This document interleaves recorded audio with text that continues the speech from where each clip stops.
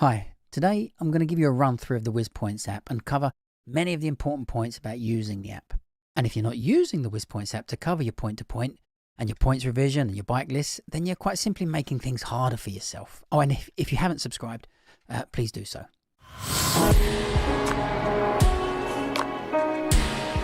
The Daily Sheet Archive is your quick access to the point sheets. 30 sheets are stored here along the top bar, but your app contains far more than that. In fact, 2 years worth of point sheets if you have a continuous subscription. You can access any day from the last 2 years by just pressing on the sheet here in the Daily Sheet Archive and then long pressing on the Today slider.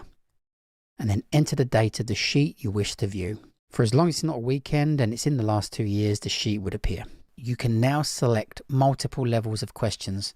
So for example, you want to see only the first 56, the 56s and the 56 to 28s. You can filter that out. We've also added drop points to this filter. The next major change is the hide button. This will allow you to hide the answers from the sheet when you're working. Most other things here remain the same. So let's cover what they do.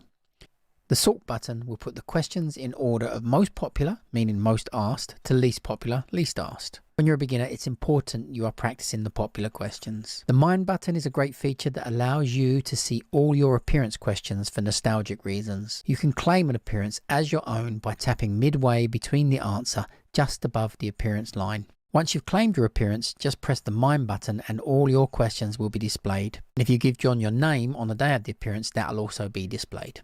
The Comments button will let you filter all the questions with added restrictions or requirements. To the right, we have the Bankers button. This will show a long yellow highlight for all questions asked more than 50 times, a shorter medium highlight for questions asked more than 8 times but less than 50, and a very short highlight for questions asked more than once but less than 8.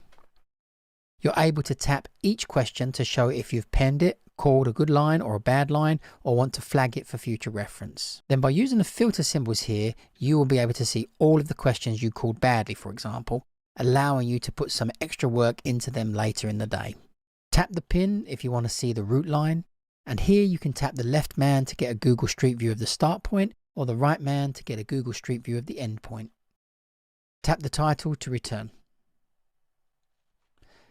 Tap the I to get the stats for that question. Long press the question to add or read notes on the start point, and long press the answer to add or read notes on the end point. And finally, the color coding.